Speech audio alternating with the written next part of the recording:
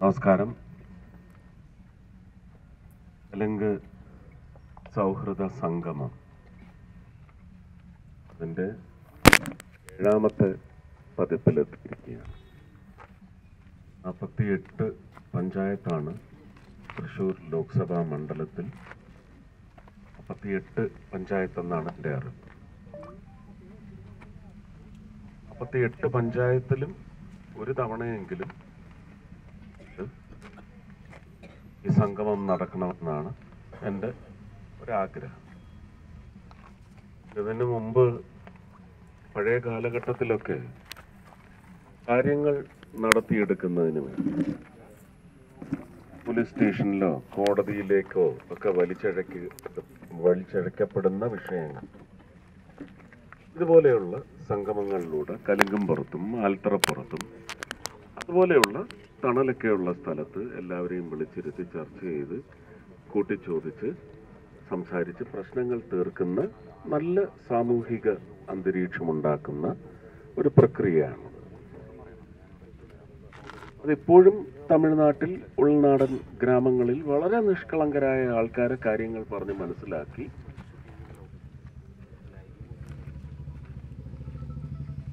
പ്രശ്നങ്ങൾ പരിഹരിക്കുക എന്ന് പറയുന്ന ഒരു സംവിധാനമാണ്. അതിനകത്ത് വ്യക്തിപരമായ ആവശ്യങ്ങളുമൊക്കെ വരും. പക്ഷെ ജനാധിപത്യ സംവിധാനത്തിൽ ഇവിടെ ഞാനിപ്പോൾ നിങ്ങളുടെ മുമ്പിൽ വന്നിരിക്കുന്ന നിങ്ങൾ തിരഞ്ഞെടുത്ത MP എന്ന നിലയ്ക്കും അതുവഴി മന്ത്രിയായ ഒരാളെന്ന നിലയ്ക്കുമാണ് വന്നിട്ടുള്ളത്. സാങ്കേതികമായിട്ട് എനിക്ക് നിങ്ങളുടെ ആവശ്യങ്ങളിലേക്ക് ഇടപെടാൻ പറ്റുന്ന തരത്തിലുള്ള കാര്യങ്ങൾ ചോദിക്കുകയല്ല, നിങ്ങൾക്കിവിടെ അവതരിപ്പിക്കാം. ഒരു ചോദ്യം ഉന്നയിച്ചിട്ട് കാര്യമില്ല, വിഷയം അവതരിപ്പിക്കണം. ആ വിഷയത്തിൽ കാമ്പുണ്ടായിരിക്കണം. വ്യക്തിപരം ഒട്ടുമേ ആയിരിക്കരുത്. കാരണം MP-യും മന്ത്രിയും എല്ലാം സമൂഹത്തിൻ്റെയാണ്. സാമൂഹികമായ ആവശ്യങ്ങൾ, ഒരു ബസ് സ്റ്റോപ്പിൻ്റെ കുറവ്, ഹൈ മാസ്റ്റിൻ്റെ ഒരു MP-ക്ക് എന്ത് ചെയ്യാൻ പറ്റും അത്. ഇനി അതല്ല, മന്ത്രി എന്ന നിലയ്ക്ക് ഏതെങ്കിലും കേന്ദ്രീയ പദ്ധതികളുടെ മന്ത്രിസഭാ തലത്തിൽ ഇടപെടാൻ പറ്റുന്ന എനിക്ക് അധികാരപരിധിയുള്ള കാര്യം. ഇനി കേരളത്തിനെ സംബന്ധിക്കുന്നതാണെങ്കിൽ പോലും ഒരു MP എന്ന നിലയ്ക്ക് ഇവിടുത്തെ ഭരണ സംവിധാനത്തിൽ ന്യായമായും ചോദിച്ച് വാങ്ങിത്തരേണ്ട കാര്യങ്ങൾ അതിനെ സംബന്ധിച്ച് നിങ്ങൾക്ക് പറയാം. ED വ്യക്തമായി PMLA കോടതിയിൽ, ഓർമ്മ ശരിയാണെങ്കിൽ ഏതാണ്ട് 7 മാസങ്ങൾക്ക് മുമ്പ് പറഞ്ഞതാണ്, ഞങ്ങൾ 100 ചില്ലാനം കോടി സ്വത്തുക്കൾ കണ്ടുകെട്ടിയിട്ടുണ്ട്. ഇത് പക്ഷേ ബാങ്കിന് മാത്രമേ ഇത് വിൽക്കാനും ഇതിന്റെ പണം കൊണ്ടുവരാനും അത് ബാങ്കിന്റെ രജിസ്റ്ററിലുള്ള ഇവിടെ പൈസ തന്നിരിക്കുന്ന പാവങ്ങൾക്ക് തിരിച്ചു കൊടുക്കാനും ബാങ്കിനെ സാധിക്കൂ, EDക്കോ പ്രധാനമന്ത്രിക്കോ സാധിക്കില്ല. പ്രധാനമന്ത്രി 2024 കുന്നംകുളത്ത് വന്നപ്പോൾ സംസാരിച്ചതും ഇത് തന്നെയാണ്. ED വഴി ഞങ്ങൾ കരുവന്നൂർ പോലെയുള്ള ബാങ്കുകളിൽ നിന്ന്, അഴിമതിക്കാരിൽ നിന്ന് പിടിച്ചെടുത്ത പണം തിരിച്ച് പാവങ്ങൾക്ക് കിട്ടിയിരിക്കും, അത് ഞങ്ങൾ തന്നിരിക്കും എന്ന് പ്രധാനമന്ത്രി പറഞ്ഞെങ്കിൽ അവിടെയാണ് ഈ 56ഉം 102 ഇഞ്ചൊക്കെ വെളിവാകുന്നത്.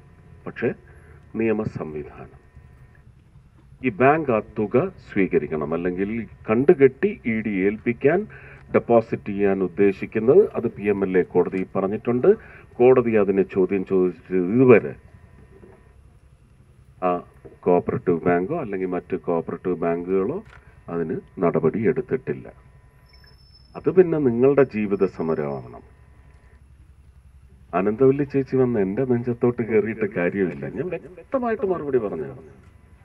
നിങ്ങളുടെ മുഖ്യമന്ത്രി വഴി കോഓപ്പറേറ്റീവ് കാര്യങ്ങൾ സഹകരണ വകുപ്പ് കൈകാര്യം ചെയ്യുന്ന, അതാണ് പറഞ്ഞതിൻ്റെ സംക്ഷിപ്തം അതാണ്.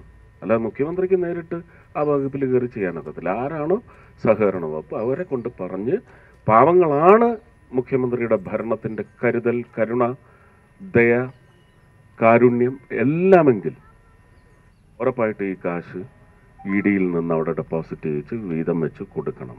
അവിടെയാണ് ഈ കലുങ്ക് സംഗമ എന്താണ് അതിൻ്റെ ഉദ്ദേശം നടപ്പിലാവുന്നത് അവിടെയാണ്. ഇത് നിങ്ങളുടെ മനസ്സിൽ കയറരുത്.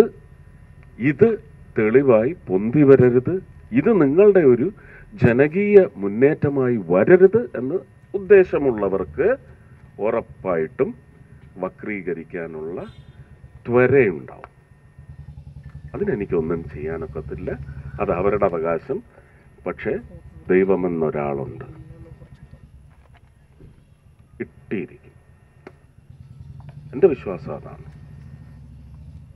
അതുകൊണ്ട് പൊതുവിഷയങ്ങൾ അല്ലാതുള്ള വ്യക്തിപരമായ വിഷയം വന്നാൽ അത് ജില്ലാ പ്രസിഡന്റ്, ഇവിടുത്തെ മണ്ഡലം പ്രസിഡന്റ്, അവർക്കെല്ലാം ഉത്തരവാദിത്വമുണ്ട്.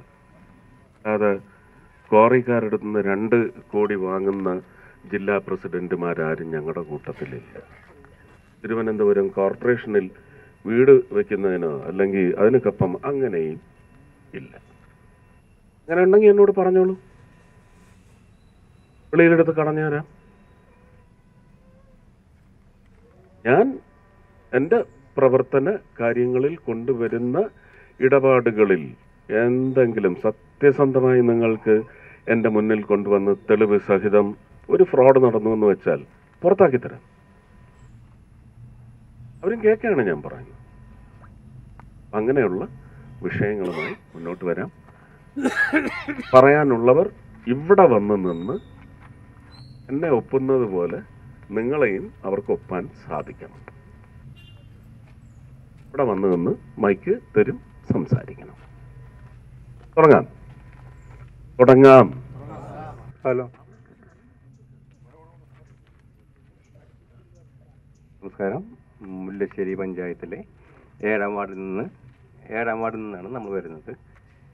ഇവിടെ 7ാം വാർഡിൽ 1980 കാലഘട്ടത്തിൽ തുടങ്ങി വെച്ചിരുന്ന ഒരു 10,000 സ്ക്വയർ ഫീറ്റിൽ മുകളിലായിട്ട് വരുന്ന ഒരു ഖാദി ഹാൻഡ്ലൂം അവിടെ പ്രവർത്തിച്ചിരുന്നു.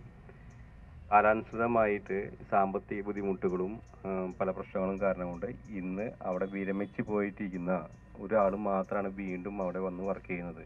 മുമ്പ് 50-ലധികം വനിതകൾ വർക്ക് ചെയ്തിരുന്ന യൂണിറ്റായിരുന്നു. 1980 കാലഘട്ടത്തിൽ 50-ലധികം സ്ത്രീകൾ അവിടെ വർക്ക് ചെയ്തിരുന്നു ആ കാലഘട്ടത്തിൽ തന്നെ. അത് 10,000 സ്ക്വയർ ഫീറ്റ് ഏരിയകളും ഉണ്ടായിരുന്നു. ഇന്ന് തന്നെ തൃശ്ശൂരിൽ നോക്കുകയാണെങ്കിൽ തന്നെ ആ കാലഘട്ടത്തിലെ ഏറ്റവും വലിയ ഹാൻഡ്ലൂം യൂണിറ്റാണ് അത് പഞ്ചായത്തിൽ ഉണ്ടായിരുന്നത്. നമ്മുടെ മുല്ലശ്ശേരി പഞ്ചായത്തിൽ 7ാം വാർഡിലുണ്ടായിരുന്ന സ്ഥാപനമാണ്. ഇപ്പോഴും സ്ഥാപനത്തിൻ്റെ അവസ്ഥ വളരെ ജീർണീയമായ അവസ്ഥയാണ്. അതിനെ ആരും അധികാരികളായ ഭാഗത്തു നിന്നും ആരും ശ്രദ്ധിക്കുന്നില്ല. അതുപോലെ തന്നെ ഇന്ന് നമ്മുടെ കേരളത്തിലെ GI പ്രൊഡക്റ്റുകളിലെ ജിയോഗ്രാഫിക്കൽ പ്രൊഡക്റ്റുകളിലെ ഏറ്റവും മുന്നിൽ നിൽക്കുന്ന ഒരു ഐറ്റം തന്നെയാണ് നമ്മുടെ കുത്താമ്പള്ളി ഹാൻഡ്ലൂം. അതുപോലെ തന്നെ ബാലരാമപുരം, കടോൽക്കട, കണ്ണൂർ, അങ്ങനെയുള്ള GI പ്രൊഡക്റ്റുകളിൽ പെട്ടിട്ടുള്ള ഈ ഒരു പ്രൊഡക്റ്റിൻ്റെ ഇന്ന് 50-ലധികം ഡയറക്റ്റ് എംപ്ലോയീസിനും അതുപോലെ തന്നെ അതിനോട് സപ്പോർട്ടീവായിട്ടൊരു 50 പരം മറ്റുള്ള അനധികമായുള്ള മറ്റ് സപ്പോർട്ടിംഗ് ആയിട്ടുള്ള സ്റ്റാഫുകളും കൂടി വർക്ക് ചെയ്യുമ്പോൾ ഏകദേശം 100-ൽ പരം തൊഴിൽ ഓപ്ഷൻസ് അവിടെ ഉണ്ട് കൊടുക്കാനും അതുപോലെ തന്നെ നമുക്ക് വരുമാനം കിട്ടുന്നതിനും വേണ്ടിയിട്ടുള്ളത്. ഇതിന് വളരെ ശോചനീയമായ അവസ്ഥ ഇപ്പോൾ മിനിസ്റ്ററെ സാറിൻ്റെ ഒരു മുമ്പിൽ നമ്മളൊരു റിക്വസ്റ്റ് സമർപ്പിക്കുന്നുണ്ട്. അപ്പോൾ സാറിൻ്റെ മുമ്പിൽ മിനിസ്ട്രി ഭാഗത്ത് നിന്ന് എന്തെങ്കിലും ചെയ്യാൻ പറ്റുന്നുണ്ടെങ്കിൽ അതൊന്നും ചെയ്ത് അതിന് ബാക്കിയുള്ള സപ്പോർട്ട് തരണമെന്ന് അപേക്ഷിക്കുന്നു.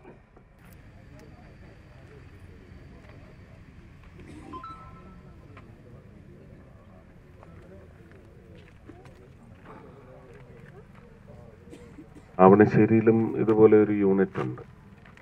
അത് MSMEയുടെ കീഴിൽ ശോഭ കരന്തലാജെ കേന്ദ്രമന്ത്രിയുടെ അടുത്ത് അവതരിപ്പിച്ച് പണം കൊടുക്കാമെന്ന് പറഞ്ഞു. അപ്പോൾ ആ പണം വിചാരിച്ചിട്ടാണ് അവിടെ 40 ലക്ഷം രൂപ എൻ്റെ മകളുടെ ട്രസ്റ്റിൽ നിന്ന് പലിശരഹിതമായിട്ട് 1 വർഷത്തേക്ക് ഒക്ടോബർ 3-നാണ് കൊടുത്തത്. അല്ല, ഫെബ്രുവരി 3-ന്. ഈ ഫെബ്രുവരിനാണ് 40 ലക്ഷം തിരിച്ചു തരണം. പക്ഷെ അവരിപ്പോഴേ അവിടെ ഏതാണ്ട് 1200 പേർക്കാണ് ജോലി പുനഃസ്ഥാപിക്കപ്പെട്ടത്. ഇതിന്റെ ഒരാവശ്യത്തിന് വേണ്ടിയിട്ടും ചെലവഴിക്കുന്നില്ല. ഈ പൈസ എവിടെ പോകണമെന്ന് ആർക്കും അറിയില്ല. വളരെ ജീർണാവസ്ഥ. ഇതിപ്പോൾ ഇവിടെ ഒരു കാര്യങ്ങൾക്കും ഈ ക്ഷേത്രം നന്നായി കഴിഞ്ഞാൽ ഈ പരിസരം നന്നായി, ഈ പരിസരം നന്നായി ഈ മുല്ലശ്ശേരി പഞ്ചായത്ത് നന്നായി. ഇതിനനുബന്ധിച്ച് ഒരാളും ഒരു നടപടികളും ഇവിടെ സ്വീകരിക്കുന്നില്ല.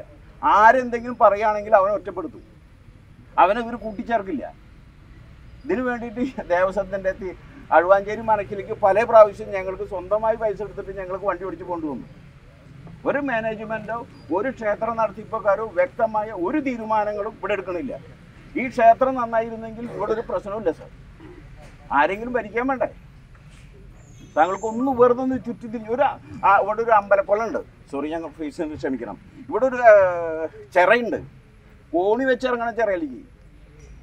ഇവിടെ ക്ഷേത്രം ഒരു മരണാനന്തര കർമ്മം നടക്കുന്ന ഒരു സ്ഥലമുണ്ട്. പ്രൈവറ്റ് സ്വന്തം ഒരാൾ കയ്യേറിയിട്ട് ആ കൈവശം വെച്ചിരിക്കുക. മരണാനന്തര കർമ്മം നടത്താനും മറ്റ് വർഷത്തിലൊരിക്കൽ ശേഷക്രിയകൾ നടത്താനുമുള്ളൊരു കുളമാണ്. ഒരാൾ ഇതിൻ്റെ ദേവസ്വത്തിൻ്റെയോ ഇതിൻ്റെ പ്രസിഡന്റോ സെക്രട്ടറിയോ മാനേജറോ ഒരാളും രംഗത്ത് വരുന്നില്ല. ആ വിഷയം എഴുതി ശരി, സർവേ നമ്പർ അടക്കം ശരി, അതിങ്ങ് എഴുതി തീർച്ചയായിട്ടും. ഞാൻ താങ്കൾക്ക് ഇമെയിൽ അയച്ചാൽ പോരെ? ഞാൻ മന്ത്രി ശ്രീ രാജനോട് സംസാരിച്ചു. ശരി, പക്ഷെ ഈ വികസനം, ഈ ക്ഷേത്ര വികസനം എന്ത് ചെയ്യും സാർ? ഇല്ല, നമുക്കൊന്നും ചെയ്യാൻ പറ്റില്ല. പിന്നെ ഇനി പറഞ്ഞിട്ട് എന്താ കാര്യം സാർ? ഇതിന്റെ അവസ്ഥയൊന്നും ഒരു ഹിന്ദുവിന്റെ അധർമ്മം ഇവിടെ നടക്കുന്ന മുഴുവൻ അധർമ്മമാണ് സാർ. പിന്നെന്താ ഞാൻ അത് പറഞ്ഞിട്ട് കാര്യം? കുളത്തിനെ സംബന്ധിച്ച് MP ഫണ്ടിൽ നിന്ന് കാശ് കൊടുത്ത് പണിയാം. പക്ഷെ നിയമം എന്താ അനുശാസിക്കുന്നതെന്നറിയാം. ആ കുളം പിന്നെ പൊതുജനത്തിന് വേണ്ടിയിട്ടാണ്. അതിനകത്ത് ചിലപ്പോൾ മീൻ വളം അല്ലല്ല, ആ മീൻ കൃഷിയാക്കി അല്ലല്ല, ഇതെല്ലാം അനുവദിക്കണമെന്നാണ് പറയുന്നത്. ശരി, അമൃത് സരോവർ എന്ന് പറഞ്ഞ് പ്രധാനമന്ത്രിയുടെ പദ്ധതിയാണ്. അതെ, അതിലും ജലാശയങ്ങളെല്ലാം പുനരുജ്ജീവിപ്പിക്കുക. അതിന് നല്ല ജീവനുള്ള കുളമാണെങ്കിൽ തന്നെ അതിൻ്റെ വിസ്തൃതി അല്ല, അതിൻ്റെ ആഴം കൂട്ടി കൂടുതൽ ഊറ്റുണ്ടാക്കുക. അത് സെൽഫ് ഹെൽപ്പ് ഗ്രൂപ്പുകളെ കൊണ്ട് അതിനകത്ത് മീൻ കൃഷി നടത്തുക എന്ന് പറയുന്ന പദ്ധതിയാണ്. അത് നമുക്ക് ക്ഷേത്രത്തിൽ സാധ്യമാകും. ഇത് ക്ഷേത്രത്തിന്റെ കോമ്പൗണ്ടിന് പുറത്താണ് സാർ. അപ്പൊ അങ്ങനെയാണെങ്കിൽ MP ഫണ്ടിൽ നിന്ന് എന്തെങ്കിലും ചെയ്ത് ഒരു പടവ് കെട്ടണമെങ്കിൽ ക്ഷേത്രം പുനർനിർമ്മിക്കണം, എഴുതി കൊടുക്കും. ശരി, ഞാൻ ചെയ്യാം. ഞാൻ ഇമെയിൽ അയച്ചു താങ്കൾക്ക് തരാം. എൻ്റെ ഓഫീസിൽ പോയി ഇതിന്റെ എസ്റ്റിമേറ്റ് കാര്യങ്ങൾ, പിന്നെ ഇത് ഈ പഞ്ചായത്തിന്റെ NOCയും വേണം. എന്നെ അത് പണിയാൻ ഫണ്ട് കൊടുത്ത് പണിയാൻ അനുവദിക്കണം. പഞ്ചായത്തിൽ നിന്ന് അപേക്ഷ കൊടുത്ത് മേടിക്കണം. ഞാൻ ചെയ്യാൻ പറ്റാവുന്ന കാര്യം ചെയ്യാം. കുറെ കോടി നോക്കി തന്നെ നിന്റെ പുറകിൽ ഒരാളും സഹായിക്കല്ലാണ്ട് ഒറ്റപ്പെട്ടു പോവുക, ഓട്ടം തന്നെ ബാക്കി. പിന്നൊന്ന് താങ്കൾക്ക് എന്തെങ്കിലും ചെയ്യാൻ പറ്റുന്നുണ്ടെങ്കിൽ ഈ ക്ഷേത്രത്തിന്റെ ഭരണാധികാരികളോട് ഒരു ഉപദേശം കൊടുക്കുക. ക്ഷേത്രം മുല്ലശ്ശേരി പള്ളി കണ്ട സാറ്, ഇതിന് ശേഷം ഉണ്ടായതാണ്. ഇതിന് ഈ കട്ട് റോട്ടിൽ കൂടെ ലെഫ്റ്റ് കഴിഞ്ഞാൽ വേറൊരു പള്ളിയുണ്ട്. ഇതിൽ നിന്ന് ഈ ക്ഷേത്രത്തിന്റെ ഈ ദേവസ്വത്തിന്റെ ഭൂമി കൊണ്ട് പണിതാണ് ആ പള്ളി. അതൊക്കെ ഒന്ന് പോയി കാണണം സാർ.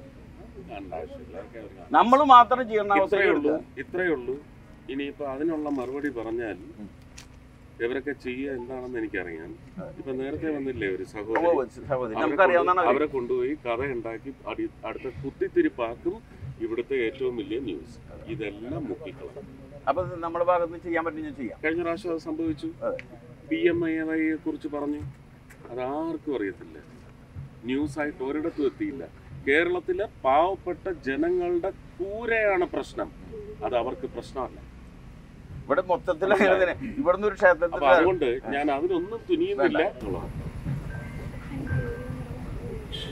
PMAY ആ വിഷയം പൊന്തി വന്നിട്ടില്ല. ഇതും അതുപോലെ മുക്കിക്കളും. ഇതിനകത്ത് എത്രയേ ഉള്ളൂ, യൂണിഫോം സിവിൽ കോഡ് വരുന്നതോട് കൂടി ഇതിനെല്ലാം നമുക്ക് വലിയ പരിഹാരം കണ്ടെത്താനാവും. ആ യൂണിഫോം സിവിൽ കോഡിനെ എതിർക്കുന്നവർ നിങ്ങൾ ജനാധിപത്യ രീതിയിൽ വകവരുത്തണം എന്ന് പറഞ്ഞാൽ മനസ്സിലായല്ലോ. ഇതങ്ങോട്ട് അമർത്തുന്നത് മനസ്സിൽ വെച്ചോ. തീർച്ചയായിട്ടും അത് ഭാരതീയ പൊതുജന നന്മയ്ക്കായിട്ടാണ്. അത് വരുന്ന സമയത്ത് എതിർക്കുന്നവരെ നോട്ടപ്പുള്ളികളായി വെച്ചോളൂ. ശരി, ദൈവം അനുഗ്രഹിക്കട്ടെ, നന്മയുണ്ടാവട്ടെ.